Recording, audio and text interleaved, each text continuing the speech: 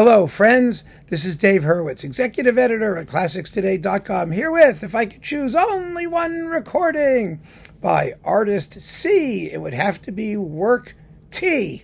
Okay, who's Artist C? Well, Artist C is going to be Wolfgang SAWALLISCH, because recently there have been lots of boxes of SAWALLISCH issued. There was the Decca box, which really was Phillips, of all of his Decca recordings, and then there was the EMI box of all of his orchestral and accompanimental stuff, but not his operas, because he spent a lot of time doing opera recordings, and there's a ton of those, and those supposedly are to be showing up in a future box, at some point.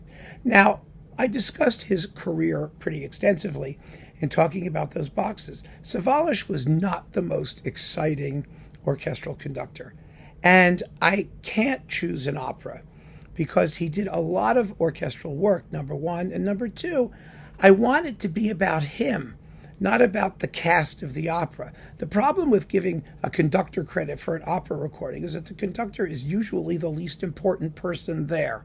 The one who really matters, or the ones who really matter, are the singers, of course.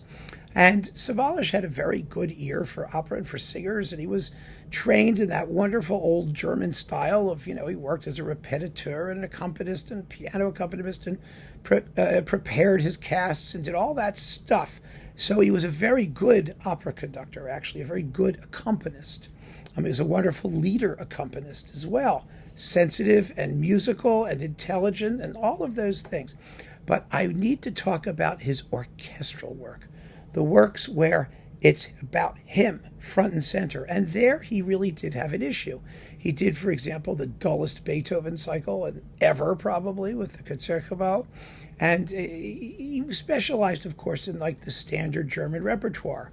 He wasn't one to do, Shostakovich and Tchaikovsky and stuff like that. When he got to Philadelphia, he did do some Hindemith. He did do some other things.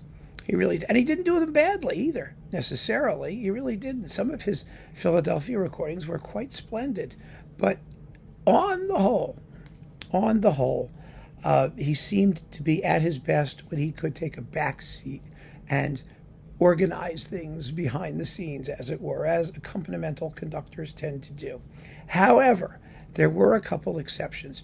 And having gone through all of those boxes, the Decca box and the EMI box, so his work is really fresh in my ears.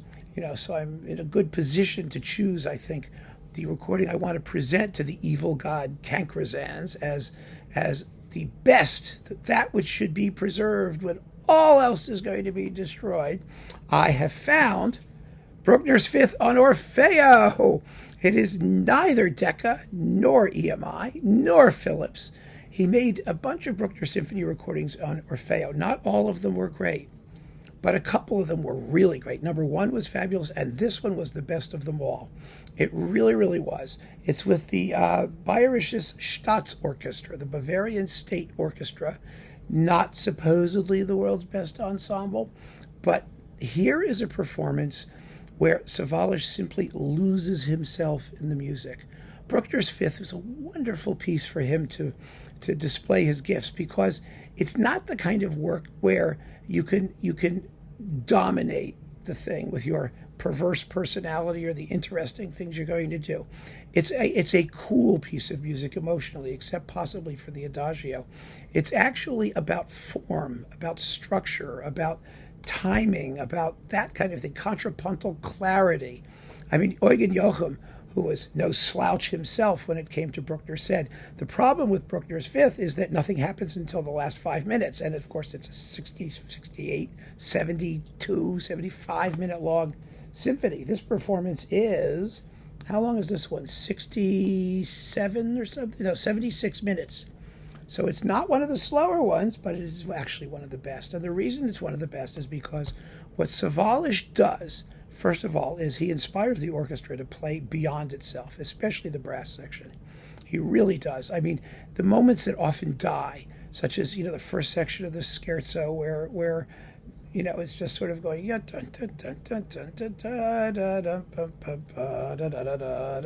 keeps that moving. It has a lift that's wonderful. And the finale is one of the best you've ever heard, particularly the chorale at the end, where he gets his brass section to really, really sing in differentiated voices. That is, the trombones don't sound like the horns, which don't sound like the trumpets. You hear a combined section, yeah, but a section made up of really distinctive tone colors. And so they don't have to blast in order to dominate, in order to really create a fulfilling final climax.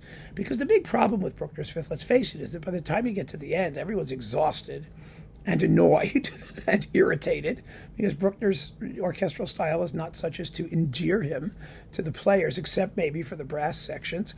And the strings are playing acres of tremolo and all that. And then everybody has to just surpass themselves with this final chorale peroration.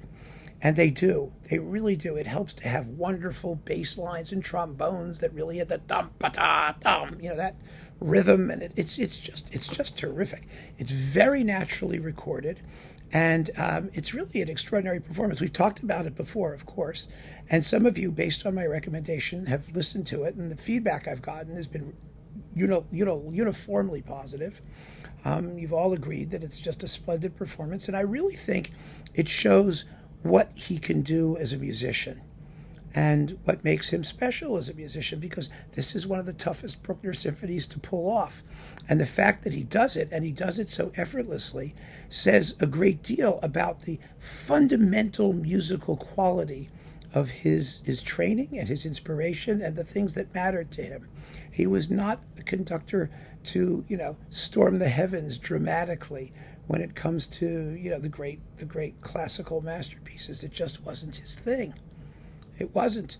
But he could assemble and project one of the most complex and difficult works in the repertoire with total confidence and effortless mastery. And he does it here, and it's just splendid.